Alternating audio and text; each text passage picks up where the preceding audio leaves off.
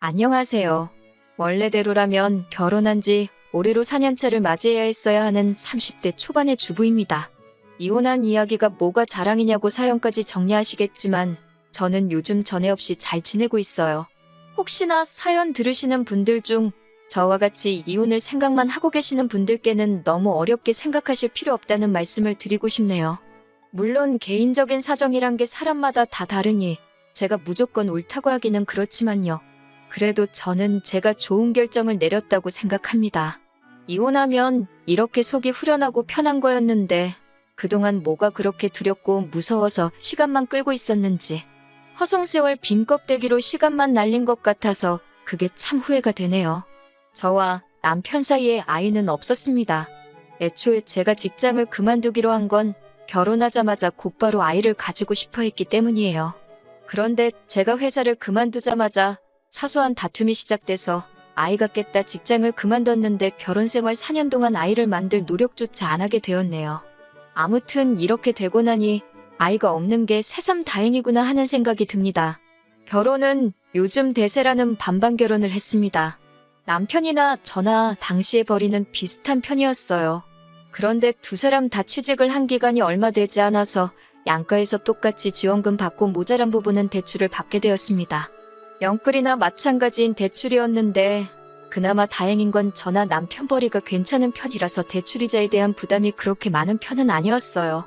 제가 하던 일이 트렌드에 굉장히 영향을 많이 받는 업종이어서 보통 출산 후 다시 일자리를 구하기가 엄청 힘든 편입니다. 그런데 또 그런대로 프리랜서로 일을 할 수 있는 기회가 다른 직종보다는 괜찮은 편이라서 남편과 긴 상의 끝에 회사를 그만두고 프리랜서로 일을 시작해보려고 했어요. 출산과 육아로 생기는 공백이 부담스럽기도 하고 아이가 태어나고 안정적인 가정을 꾸리는 것도 좋지만 저는 제 커리어를 그런 식으로 포기하고 싶지는 않았거든요. 물론 프리랜서가 된다 하면 지금 회사에서 받는 안정적인 수입은 꿈도 꾸지 못할 수도 있는 리스크가 있었습니다. 잘 풀리면 회사에서 버는 돈 그 이상을 벌 수 있지만 반대로 말하자면 일거리가 하나도 들어오지 않는 경우도 있거든요. 그래도 결혼 생활 1년 2년 하는 것도 아니고 아이도 하루 이틀 키우다 말 게 아니기 때문에 제가 하루라도 빨리 프리랜서로 이름을 알리는 게 나중을 봤을 때는 더 도움이 될 거라 생각했어요. 남편도 잘 할 수 있을 거라면서 저를 응원해줬습니다. 이런 어려운 결정을 내리는 데는 당연히 남편이 제게 용기를 북돋아 주었기 때문이 컸어요. 그런데 알고 보니 그런 게 아니었네요. 회사를 그만두면서 그래도 대표님이 저같이 실력 있는 사람을 어디서 또 구하냐며 많이 아쉬워하셨어요. 혹시나 나중에 아이가 태어나고도 복직할 계획이 있으면 연락이나 한 통 달라고까지 해주셨네요. 그냥 해주는 말이었겠지만 제가 그동안 회사에서 최선을 다했다는 이야기처럼 들려서 기분은 좋았습니다. 대표님도 대표님이지만 저도 많이 아쉬웠어요. 대우도 좋았을 뿐더러 이 회사에 들어오려고 정말 엄청 많은 준비를 했었기 때문에 이렇게 그만두게 되는 게 너무 아쉬웠습니다. 그렇게 프리랜서 생활을 시작한 지 한 달이 지났을 때의 일입니다. 그날은 남편은 회사로 출근을 해 있었고 저는 집에서 집안일을 하고 있던 여태까지와 다를 것 없는 평범한 날이었습니다. 그런데 현관문에서 비밀번호 눌리는 소리가 나더라고요. 남편이 퇴근하기에는 살짝 이른 시간이길래 누군가에서 나가보니 시어머니가 인상을 잔뜩 쓰고는 집 안으로 들어오시더라고요. 시어머니가 집 비밀번호를 알고 있을 리가 없는 상황이었으니 남편이 알려줬다는 걸 직감하게 되었어요. 시어머니가 비밀번호까지 눌러서 그런 표정으로 들어오는 걸 보니 잘은 모르겠지만 뭔가 좋은 일이 아니겠구나 하는 생각이 들었습니다. 남편이 어머님한테 비밀번호를 알려줄 시간에 저한테도 전화 한 통 해줬으면 좋았겠다 싶은 생각이 들었어요. 미리 대비라도 할 수 있었을 테니까요. 시어머니는 다짜고짜 제가 직장을 그만뒀다고 들었다며 그걸 마치 따지기라도 하듯이 저에게 물어보셨습니다. 이미 한 달이 지난 시점에서 저렇게 나오시는 걸 보니 남편이 시가족들에게는 제가 직장을 그만두게 된 걸 이야기하지 않았나 봐요. 그래서 한참을 진땀을 빼면서 제가 직장을 그만두게 된 이야기를 해명해야만 했습니다. 남편과 합의된 일이다. 정 모하시면 전화를 해보시라고. 하지만 시어머니는 도통 제 말을 믿지 않으시고 끝까지 어떻게 그런 결정을 본인과 상의도 없이 내렸냐며 화를 내고 계셨습니다. 그런 것까지 어머님한테 허락을 받아야 하는지는 몰랐지만 당시에는 사실 어머님과의 불화가 처음 있는 일이었으니 입도 뻥끗 못하고 계속 당하고만 있어야 했어요. 한참을 시어머니에게 시달리고 있는 와중에 문이 열리는 소리가 나더라고요. 남편이 퇴근해서 돌아온 거예요. 정말 그제서야 이 시달림이 끝이 나겠구나 싶었고 구세주가 등장한 것만 같았습니다. 남편이 저 대신 어머님을 이해시켜주는 것까지도 바란 게 아니었습니다. 더 혼나도 상관이 없으니 단지 제가 직장을 그만두기로 한 과정을 정확히 말씀드리고 그 자리에서 제 편을 들어줬으면 싶었어요. 그리고 그렇게 해줄 거라 당연히 믿었고요. 하지만 제 기대가 무색하게 남편은 막상 화가 머리끝까지 잔뜩 나 있는 어머님 앞에 그동안 보여줬던 거와는 다른 모습을 보여주더군요. 제가 어떤 결정을 내리던 응원해주겠다던 남편이 시어머니가 대노한 모습에 자기가 언제 그랬냐는 듯 마치 회사를 그만두고 나온 건 전적으로 저희 독단이고 잘못이라고 말을 바꾸더라고요. 아무리 어머니가 무서워도 그렇지 어떻게 저렇게 했던 말을 안 한 척을 할 수 있지 싶었습니다. 그때 처음으로 제가 이 남자와 결혼하게 된 것을 후회하게 되었어요. 그리고 그때 끝내버리지 않고 지금까지 질질 끌고 왔는지 싶은 마음입니다. 어머님이 저렇게 화내는 이유는 결론부터 말씀드리자면 우리 아들이 혼자서 뼈 빠지게 벌어 대출금 갚고 생활비를 주는데 제가 집에서 놀고 먹고 있는 꼴을 못 보겠다는 겁니다. 제가 프리랜서로 재택근무 형식으로 일을 할 계획이다 했더니 돈을 얼마나 벌었냐고 물으십니다. 그 말에는 할 말이 없더라고요.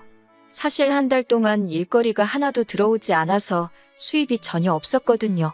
하지만 막말로 제가 무슨 남의 애를 낳아서 남편 돈으로 키우겠다는 것도 아닌데 내가 번 돈 네가 번 돈 이야기가 왜 나오는지 이해가 가질 않았어요. 그리고 저도 영영 돈을 안 버는 것도 아닌데 당장 돈 못 벌었다고 너무 그렇게 저만 가지고 그러시는지 이해가 가질 않았어요.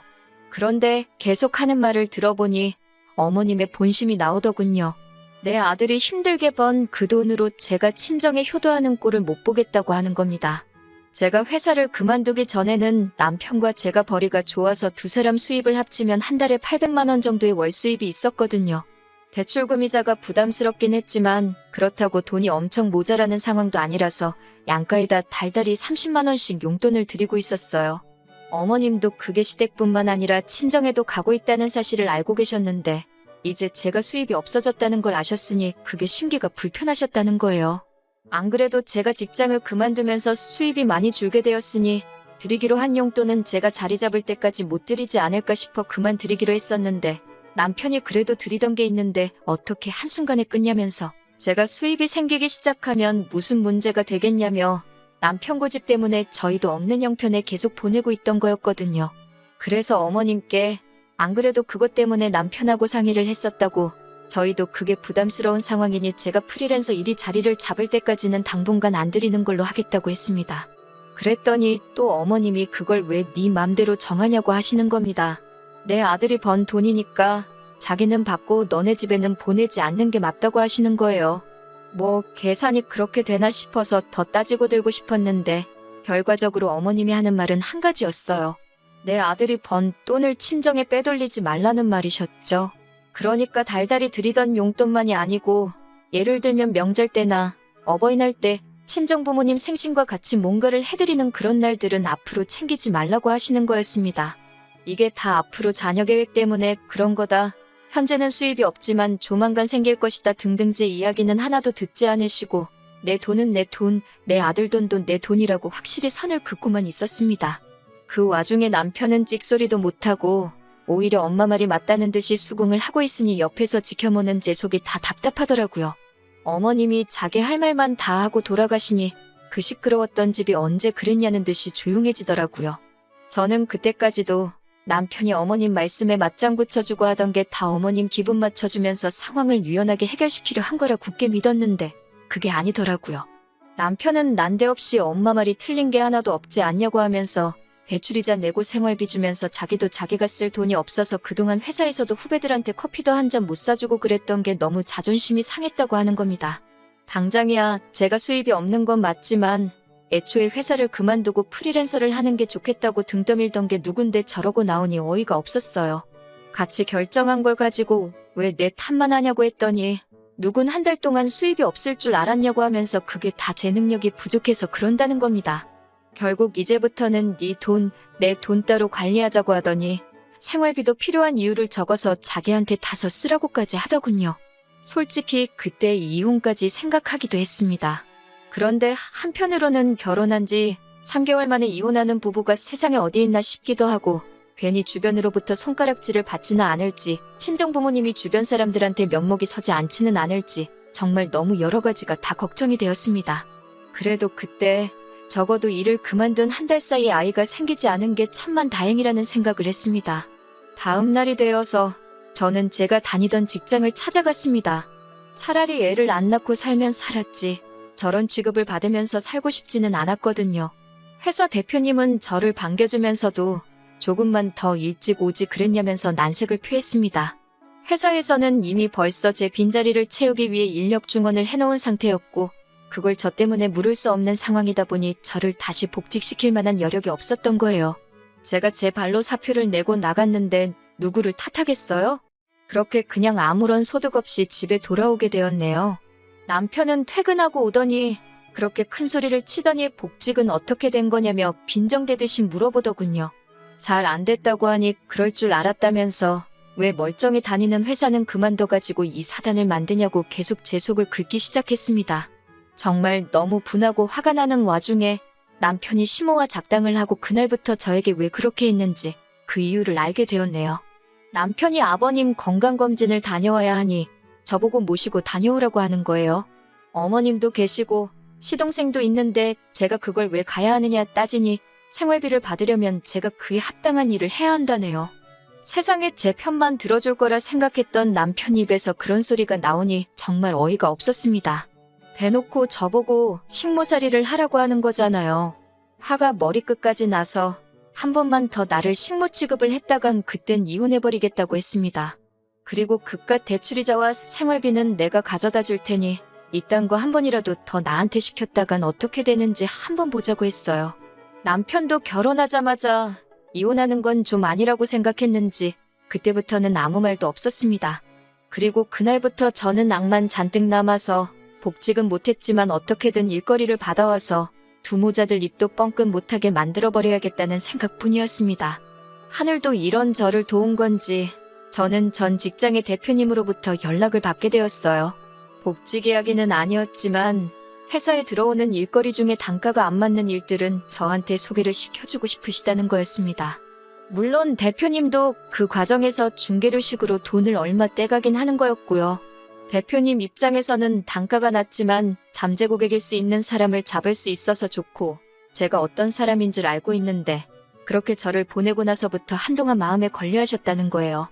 처음 받은 일은 정말 얼마 되지도 않는 일이었는데 어차피 대출이자만 반반씩 내기만 하면 되는 거니 뭐가 됐든 해보기로 했어요. 뭘 하든 남편이나 시모 계획대로 시가족 뒷바라지를 하면서 돈을 다 쓰는 것보다는 나을 거라 생각했거든요. 아무튼 그렇게 점점 프리랜서 활동이 자리를 잡기 시작했고 벌이도 늘어나게 되었습니다.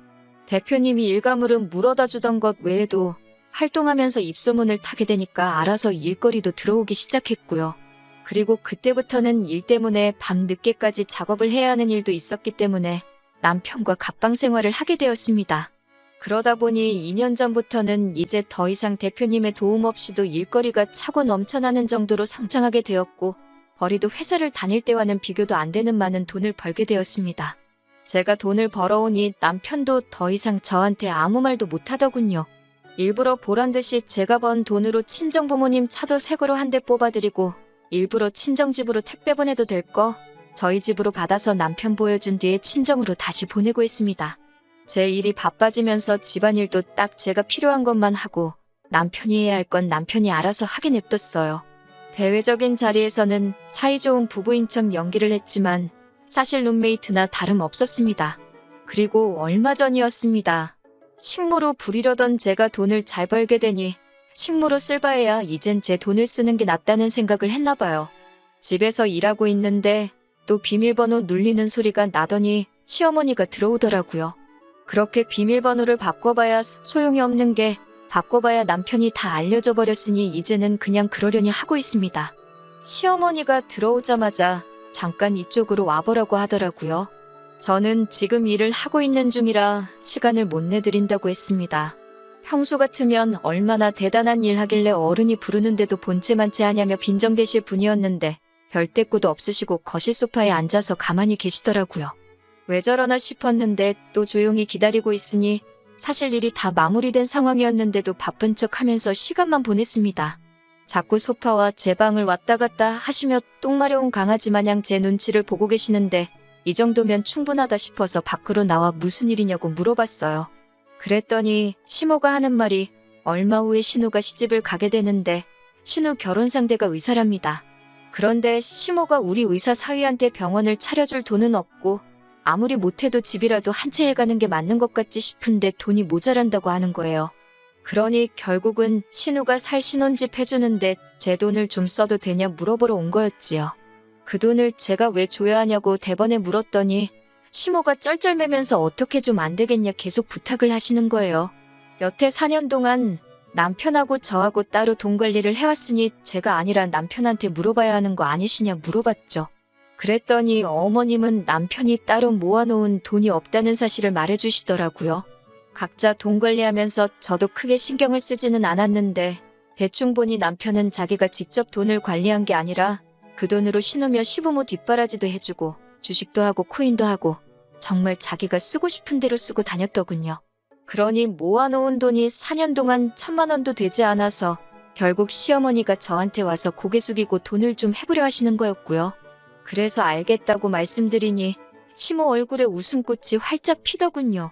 돈이 3억 원이 어쩌고 하시길래 그러면 신우한테 앞으로 우리 집으로 출근하면 된다고 했어요.